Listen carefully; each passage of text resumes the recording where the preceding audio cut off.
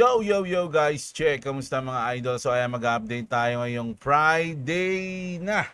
Hindi, Huwebes pa lang pala. Bukas pa pala ang Friday na holiday. Okay, excited masyado. Mga Lods, kaka-FOMC lang, nakalimutan na agad mga Lodi. So ayan na, mag-update tayo ngayon. Matindi yung mga news natin. Mga Lods, no? So, bago ang lahat, alam nyo na, like nyo yung video natin mga Lodi. Sana malike nyo siya. Pagka-pindot nyo pala ng video, like nyo. Napaka-importante ng like. And subscribe sa mga hindi pa nakasubscribe. Click the notification bells. No? So, ayan, para lagi kayo updated. So, let's go. Update tayo mga Lodi. Check muna natin yung ating crypto bubble muna, okay? So, ngayong hours, medyo, tayo ha, green, no? Medyo nagpump ng saglit mabilisan mga lods. Pero sa day natin, alam nyo na, negative, no? Kasi nag-drop tayo kahapon. Tapos, winter is coming, mga lodi. Alam nyo, winter is coming. Weekends is coming, mga lods. Alam nyo naman, pag weekends, di ba? Patay yung market. So, kailangan matindi mangyari sa atin, mga lodi. No? Check natin yung chart. Ayan, nakita nyo medyo ito kasi ginawa ko lang to kanina. Tapos nung pagsundo ko, yun, nilampasan niya na agad. Hindi ko na nakita. Pagkatingin ko, lumampas na. Pero ito yung drop simula. No? Nasa 5 minutes time frame tayo. Ito yung blue natin na binrake nung nakaraan. Binalikan. And then ito na. So ngayon, medyo ano to? Oh, ganito ka na ngayon. Nako, bear plug to Bear plug ata to, mga lods Oh. Usually kapag bear plug, ganyan mangyayari Tapos baba. Ganun, sa bear plug Ang bull plug kasi baliktad niyan. No, nakaganto siya. Ang bull plug parang ganito. Saan na yun? Ayan, parang ganito example natin. Ayan Ganyan naman yung bull plug. Ay, hindi pala yun to. Ba't yung sinample ko? Pababa. Ayan. Bear plug din. Ang bull plug kasi pag ganito naman siya Dapat ganyan. Tapos, ang takbo ng chart, ganun. Tapos, ganun. Ha? Oh, ito, bear plug to. Nako, weekend is coming, mga lodi. Grabe, the weekend is coming. Mga lodi, so ano mangyayari sa atin ito, mga idol? Check natin. No, pero sa ngayon, nakita natin, nagkaroon ng post. Mamaya, may report tayo sa FOMC. So, check natin. At dito nangyari yon mga lodi, halos, dito banda. Ayan, dito. So, nag-up, no? Nung nagkaroon tayo ng FOMC, nag-positive, no, mga siya. Kahit post. Kasi nakatulog na ako. Hindi ko alam kung hawkish o dovish si Jerome Powell. Pero check natin, mga lodi, sa balita natin ngayon. Okay? Pero bago ang lahat, ito muna. Kasi medyo mainit ngayon si Trump mga lods. Ito muna, basahin ko ng Tagalog. Dumarating na ang oil crisis, mga lodi. Ako, delikado to kasi apektado tayo nito. Malamang every week mag-a-up tayo. Nako, alam nyo ba na dito sa amin Petron na lang ang hindi 100 pesos? Kahapon hindi ko alam ngayon. Di ba? Pero alam ko hindi pa, baka next week pa 'yon. Ayon sa post, sa loob ng isang araw, hinampas ng Israel ang South Pars gas field ng Iran. Ito yung pinakamalaking natural gas field sa buong mundo, mga lodis. Imagine pinakamalaking gas field sa buong mundo sa Iran. Bilang ganti, sinira naman ng Iran ang LNG export terminal ng Qatar. Isa rin itong pinakamalaking pasilidad para sa liquefied natural gas sa mundo. So ang ginagawa nitong mga to, mga lodi, dinadamage, nagagantihan sila. At ang maapektuhan nito buong mundo, mga idol. No, kasi sinisira nila yung mga pasilidad na na pwedeng mag-supply sa atin ng oil. Halos 97% nasarado na ang Strait of Hormuz. Di ba? Ang makitid na daan, ito na, basta yun, Strait of Hormuz, kahit naglabas ng ang IEA o yung International Energy Agency ng 400 million bariles na emergency stock, walang epekto, tumaas pa rin ng husto ang presyo ng gas, mga lods, no? Ang presyo ng Brent crude oil ay tumaas ng 80% mula noong nagsimula ang digmaan noong February 28. Grabe, February 28, ayun yung edad ng ano ko. Ayun yung edad ng position ko dito. February 28 ang aking position, mga loads, no? Magsing edad pala yan. Tsaka yung aking, nag-umpisa yung war, February 28, ayun yun. Ito yung pagbagsak ko, nag-umpisa yung war. Pang! Tapos naka-position tayo dyan. Oh. Ano lang ba yun? Coincidence lang ba yun? O natsambahan ko na yung bottom? Sa tingin nyo ba natsambahan ko yung bottom? Mga idol, yung start ng war. Pero napakaliit lang ng punan natin dyan, mga idol. $40 lang yun. Diba? Oh, pero ngayon, di ba? Oh, meron tayong 213 o 112,000. Tingnan natin kung natsambahan natin yung bottom. Malay nyo, natsambahan natin, no? Hindi nabalikan, no? Hanggang umabot ng mga 10 years. Kaya gano'n nakataas yan. Magkano na XRP nun? Ayan. Tapos, saan tayo? Iba pang mahalagang punto, sabi dito, tinanggihan ng European Union ang tawag ni Trump na tumulong sila sa naval na sa puwersa. No, nagdi-debate pa rin ang NATO kung tutulungan ba nila o hindi. Tahimik na binigyan ng US ang Russia ng 30 days, no, na exemption sa sanction para makapagbenta sila ng langis o gas. Kaya Russia ang isa sa mga nanalo sa crisis na ito. No, kasi nga dahil walang gas na makuwanan, kahit na ngayon nakasanction yung Russia eh. So tinanggal muna ng US yung sanction ng 30 days para makapagbenta sila. Sabi ng Foreign Minister ng Iran, nagsisimula pa lang. No, ito yung masama dun, mga Lodi. Sa masamang nangyayari ngayon, nagsisimula pa lang tayo daw. Nagsisimula pa lang ang sakit na mararamdaman ng ekonomiya. Tsaragisyari tayo dyan. Sa madaling salita, malaking crisis sa enerhiya ang nangyayari ngayon dahil sa digmaan. Sobrang taas ng presyo ng langis. Halos walang makadaan sa Strait of Hormuz at maraming bansa, lalo na sa Europe at Asia, ang maapektuhan ng malaki sa gasolina, kuryente, pagkain at inflation. Maraming sumagot sa post na ito tulad ng ito mga idol dito sa Pilipinas, pag in-interview nyo yung Malacanang, napanood ko lang kagabi ata na okay lang daw tayo. Okay lang yan. Ano lang tayo, ganto. Sana nga, ano? Sana nga okay lang tayo. Tama yung sinasabi ni Bongbong na okay lang tayo mga lods. Kasi yung ibang mga bansa, mga lodi, Japan, yung mga nandito sa Asia, medyo aligagana kung anong gagawin, no? Para makakuha ng kasi pag tumaas ang langis mga idol, lahat maapektuhan. Tataas yung kuryente, tataas yung mga presyo ng bilihin, lahat yan. Ulit ko lang yung sinabi. Pero ayun talaga, mga loads, no? Pero yung nakakapagtaka lang, no, na hindi man lang, pwede naman maging totoo lang eh. No, sabihin na asahan natin na baka talaga magtaas, ganito, ganyan. Babawasan natin ng mga ilang bilyon yung mga ninakaw namin. Hindi, joke lang. Joke lang, di umano. Mga na ninakaw para maganda kunin na, no? Kunin na namin yung mga ninakaw ng mga sutoy na sa flood control para ipamahagi o ganun. O kaya itulong sa ano.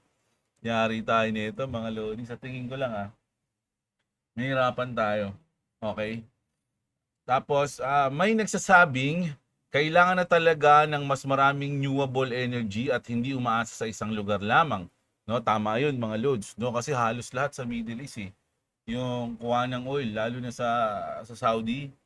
Sa Saudi talaga kasi medyo maganda yung langis doon. So hindi na kailangan ng yung i-refine pero medyo malinis kasi doon eh. Yung langis kasi sa Iran tsaka sa Venezuela, kailangan ng mga special na machine para i-refine yung mga yun, no? Kumbaga pagandahin, paanuhin. Pero ang ang alam ko lang ang pagkakaalam ko, ang pinakamalinis na oil talaga sa Saudi. Kailangan makahanap na tayo dito malapit sa Asia, no? Dapat ganun. May nagsasabing baka mawala na ang dominance ng US bilang superpower at collateral damage ang EU. No? May nagsasabing magiging inflation 2.0 ito dahil sa energy crisis mga lods. No? Ito mga idol sa news na to, talagang sa tingin ko medyo negative.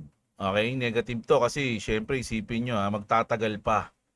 Sabi nga nag-uumpisa pa lang daw Ano niyo yun yung banta na nag-uumpisa pa lang? Ayun, sabi ng Foreign Minister ng Iran, nagsisimula pa lang ang sakit na mararamdaman ng ekonomiya. So kailangan maganda tayo ngayon. Withdraw ko na kaya lahat ng asset ko. Wag, magalit mga lods na. Sayang inipon natin. No, pero syempre sa Pilipinas, sana lang kaya ng government na alalayan yung mga tao, no? Sana lang ganun, mga lods. No? Pagdasal natin, sana. O, punta na tayo dito. Tara siya, sa FOMC na tayo. Ang news na ginawa kagabi. BTC drops to 71,033 at 333 after Fed holds rates. Sell the news in full effect. Sabi rito. No surprise on the whole, the 3. Ito yung ating 3.50. No, Powell Stone did the damage. Sticky inflation, oil shock risk, no clear signal or near-term cut. So dapat pala negative pala yung nangyari kagabi. I mean kaninang umaga. No, naging naging hawkish. Naging hawkish si Jerome. BTC has dropped after 7 of the last 8 FOMC meetings. This one is no different, down 4.56% on the day. Watching the 70K, 71K support zone, if it's hold, this is noise. If it's break, it gets interesting, sabi dito. Kaya nga nung bumagsak yan, no, kaninang madaling araw, 424 million in crypto liquidation. $424 million in crypto liquidations as post FOMC sell-off flashes over leverage long. So yung mga nakalong, punit. Tayo rin nakalong Pero medyo malayo kasi long natin. Golden hands tayo Kita nyo? Di naabot. Sana makarecover na. Taragis yan. Winter is coming, mga lodi. Weekends is coming. Alam niyo naman, pag weekends, mga lodi, patay ang market. Usually, consolidation pababa yan. So, sana hindi ganun. $356.82 million in longs wipe out, mga lodi. Only 67.45 million in short or 93% of BTC liquidations were bulls. Ayan 159 million in BTC liquidations alone, largest single rect. 6.5 million, 13,719 traders liquidated. Peak carnage hit between 12 to 1 UTC. Hyperliquid led the exchange liquidation board at 28%, followed by Bybit 26% and Binance 12%. Powell pledged sticky inflation, oil risk, and no clear path to cuts. The over-leveraged bulls didn't get the memo. So, talagang tinamaan mga lodi, mga nakalong. Kasi ang akala nga nila nag-break na Di ba mga idol? Nag-break na to, pati sa Bitcoin. Mga lods, na-break na yung yung sumpa. Ayan yung ginuhita natin na to, yung range na yan, na-break na. So ang ini-expect diyan mga lodi ang susunod na be-breakin is ito yung ginuhita natin sa taas, 'di ba?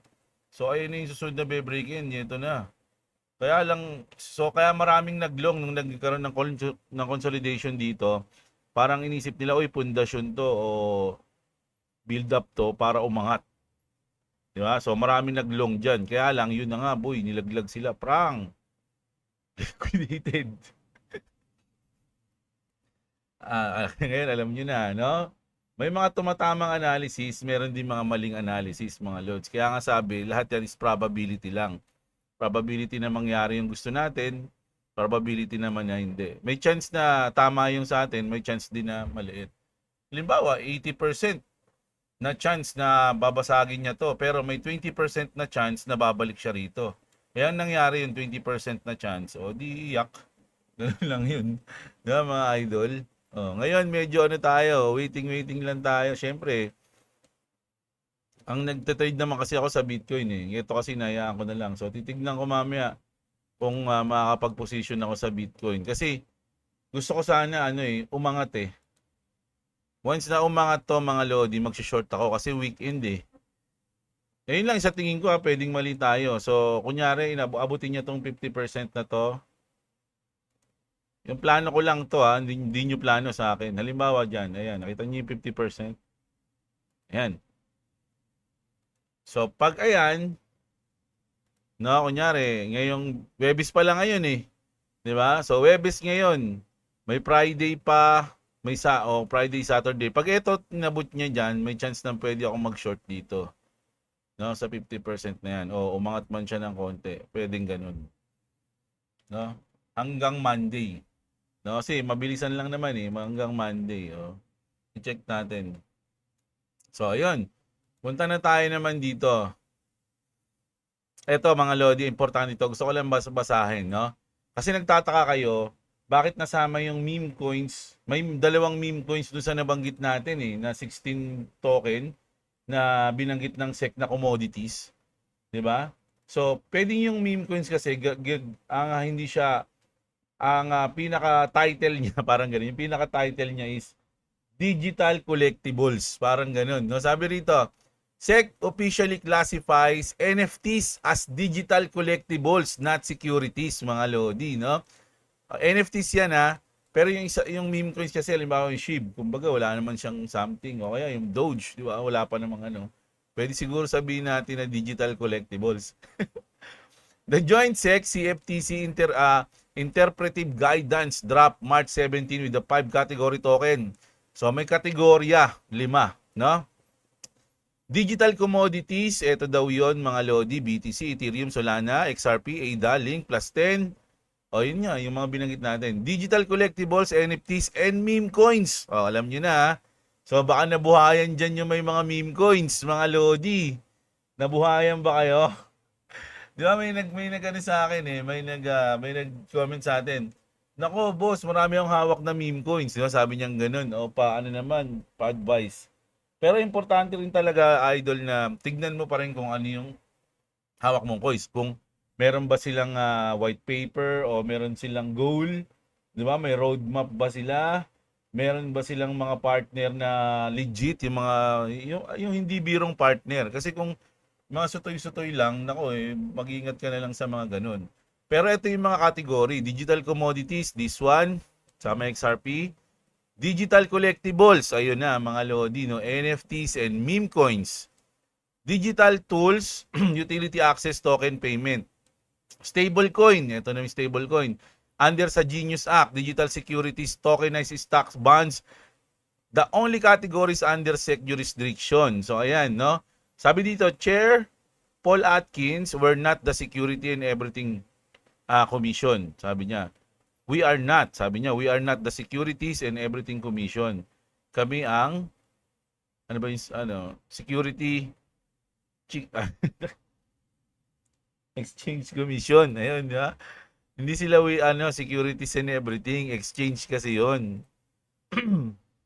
Na? NFTs tied to art, music, gaming items. O, ayan. Items, Axie Infinity ko. Diba? Collectibles yun, men. NFTs. Tama. Kanina yung NFTs parang nasa isip ko ETF eh. So, NFTs pala. Ayan. So, NFTs syempre. Kasama dyan yung mga Axie, yung mga CryptoPunk, yung mga ganun, di ba? So, digital collectibles ang tawag sa kanila, no? Pwede yung NFT sa art, music, gaming item, memes, and cultural works are explicitly outside securities law. Staking, mining, and airdrop also cleared. Cleared din yun. Staking, mining. Tsaka airdrop. A Decade of Uncertainty, 168 pages document. O, ayan mga lods. Kumbaga ngayon nililinaw na. Malamang kasama to sa Clarity Act eh. Ito yung mga importanteng nakapaloob doon. No? Pero ang na-highlight lang kasi is yung yielding. Kaya doon tayo na-choke. Yeah, pero ang ganda 'di ba? Ang ganda ng sinabi ng SEC mga Lodi. O dito malilinawan tayo ngayon. O good news 'yan mga Lodi. Magiging masaya kayo lalo na kung meron kayong mga NFT tsaka mga meme coins, 'di ba? Oh, 'yun. Pero dito muna tayo, balik nga tayo. Ba't kasi nauna to? Nandito to eh. Taragis naman, no? Summary natin yung sa FOMC mga Lodi The Fed voted 11-1 to keep interest rates unchanged at 3.75% as expected. Expected niya na magpo-post. FOMC member Stephen Miran voted for 25 points cut pero isa lang siya yon, yung one na yan. The new dot plot continue to signal one rate cut in 2026 and one rate cut for 2027. So kailan kaya yun ng 2026? No? Tig-isa na lang isang taon. The FOMC statement said inflations of Middle East developments on the economy are uncertain. The statement added that economic activity has been expanding at a solid pace while the employment rate has shown some sign of stabilization. Inflation remains somewhat elevated. Pero eto mga Lodi kasi, si Jerome to mga Lods. Tandaan nyo ito. Kasi baka nakakalimutan nyo rin eh. Tandaan nyo na pagdating ng May, tapos na yung termino ni Jerome. At ang iupo dyan ni Trump is yung allied niya. So, kung ano yung gusto ni Trump, malamang ayun yung mangyayari. So ako, alam ko na rin na as long na si Jerome yung nakaupo, hindi yan magkakat ng rate dahil galit siyang kay Trump. Mga Lord. So hindi niya susundin si Trump. So, ang hihintayin na lang natin dito malamang is mapalitan si Jerome. At simula siguro pag nang mapalitan si Jerome, doon na tayo makakita ng mga rate cut, di ba? Kasi si Trump gusto niya mag-rate cut gusto niya natanggalin yan mga ganyan Kaya lang, syempre, ayaw ni Jerome. So, pero hindi rin naman, ito isa pa mga Lord, hindi rin naman pag naupo yung si Kevin Wars, napapalit sa kanya, lahat ng susunod ng gusto ni Kevin Wars mangyayari kasi may botohan yan tulad nito. May botohan sila, 12 sila ron. No? So kailangan sabihin na nating 6 lagi yung allied ni Trump doon kapag nakapaglapag pa siya ng mga 5 bukod kay Kevin Wars, malamang masusunod na yung mga gusto ni Trump. Pero kung hindi, magkakaroon sila kasi hindi naman na niyan botohan yan mga lods So ganun yung sitwasyon diyan sa Fed, okay? So ayun na, tapos dito na dapat yan yung itong news ko na to, nagkamali ako ng pindot So ito na tayo. AI, sabi rito ni AI becoming a fundamental part of Ripple products. In a recent update, Triple CEO Brad Garlinghouse highlighted the growing role of artificial intelligence within the company's suite of products. Sabi niya, AI is becoming a fundamental part of our products, especially in cash forecasting and liquidity management in real time for the office of the CFO. Employee productivity may be where AI starts, but the end goal is much bigger. Garlinghouse also shared Ripple aims to make sure XRP is at the center of the firm's plans moving forward. Okay? So, puro good news na to. Ito mga Lodi. Si XRP Captain. Ano lang to ha? Sabi rito, hey Grok, edit this image to show us what XRP price will be by the end of this bull run. So, ito kasi yung price ngayon, di ba? So, alam niyo yung sinagot ni Grok. Ito yung sinagot ni Grok. 589.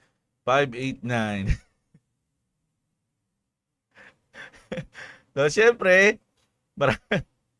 ako hindi ko to masyado siniseryoso mga lods Although si Grok yung, kasi minsan, hindi ko alam kung nagtitrip din to si Grok mga lods Pero, sinagot yan ni Grok, 589.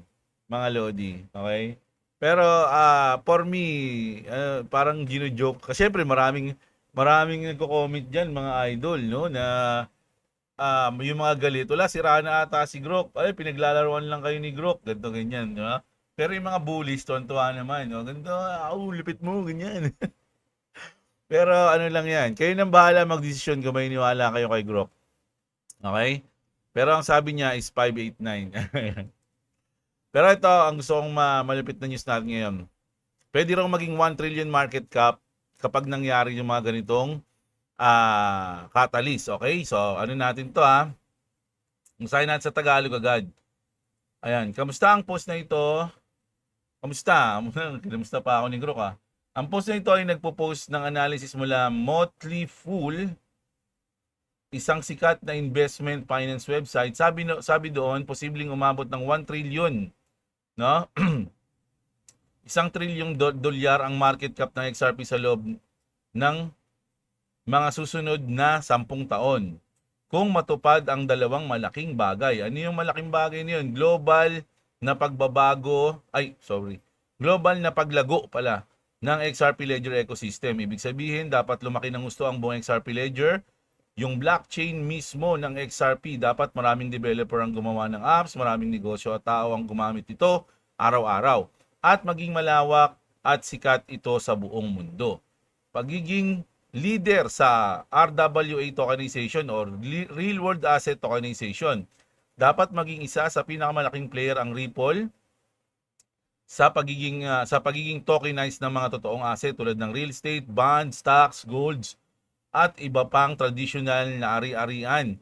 Kapag naging dominant sila sa larangan na ito, malaki ang potensyal na tumaas ang halaga ng XRP. Sa ngayong Marso 2026, nasa humigit kumulang 89 to 92 billion lang ang market cap ng XRP at nasa 1.46 o kalahating dolyar pataas ang presyo nito kada token. Para umabot sa 1 trillion, kailangan umabot ng 16 to 17 kada XRP, depende sa circulation supply, 61 billion token, bullish optimistic. Pananaw ito lalo na galing mismo sa CEO ng Ripple na si Brad Garlinghouse na nagsabi na posibleng magkaroon ng isang crypto company na nagkakahalaga ng trillion at sana si Ripple ang maging yon.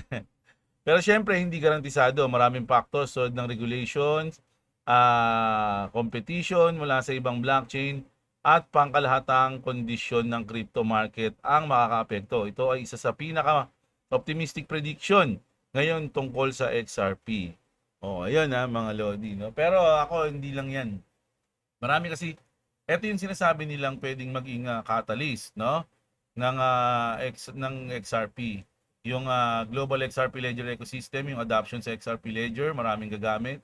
Yung tokenization na lagi nilang binabagit, matagal na yan. So, yung dalawa niyan, solid talaga yan mga Lods, for me. No? Pero meron pang isa, yung pag naging bangko yung Ripple, isa pa yun sa pwedeng maging catalyst nila. No? At syempre yung sa tingin ko yung BlackRock pag nag-apply sila ng ETF. No? Ayun, isa yung mga yun, mga Lodi. At syempre yung Clarity Act. So, ayun, marami pa. Ito kasi dalawa lang yung sinabi. So, for me, ayun yung mga pwedeng maging catalyst na XRP. Okay? So, grabe. Overall, mga Lodi, ang sa tingin ko matinding news na ngayon is ito. Yung sinabi ng SEC, no? Na meron ng mga categories yung mga token. Kasama na yung NFT. So, ibig sabihin yung mga aksi natin, ako yung aksi ko. Wala naman ako ibang NFT, aksi lang. Hindi, meron pala yung sa Ronin, no? Sa Ronin natin, lang.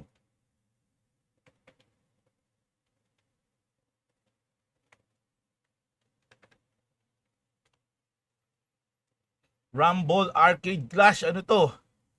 Ayan, so NFTs natin. Ayan, meron akong 64 Axie. Saan yan, mga Lods? Ang dami, tagal. NFT. Ano to? Naglo-loading pa to. Bako na, tagal eh. Meron akong 9 items ng accessory. Sa Ragnarok Monster, meron akong 6. Meron akong 2 land item. Meron akong Axie Badge. Tsaka Hydro Journal, isa. Tsaka Katana B3 Genesis, isa. Pixel Dungeon item, isa. Ron Gift Events, isa. Ayan, ito yung mga yun. Voucher, may mga voucher pa ako. Ragnarok item, oh. Meron pa ba nito? Baka wala na to, ah. Pero andito to, eh.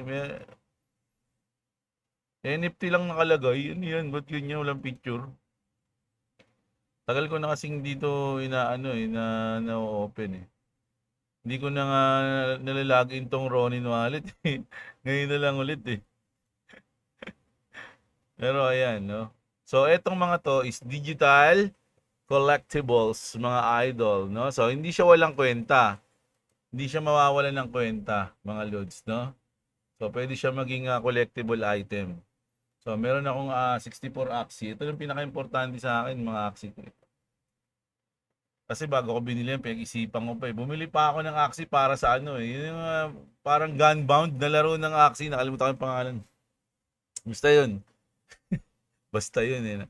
So ayun mga Lodi, sa inyo update natin ngayong umaga. Sana enjoy nyo mga Lodi.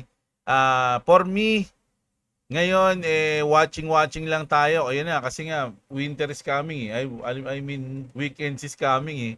Mga idol eh. So pag weekend is coming, medyo delicate tayo dyan. Pwede pa nga itong bumaba mga Lodi sa tingin ko. Pero sana umangat muna siya.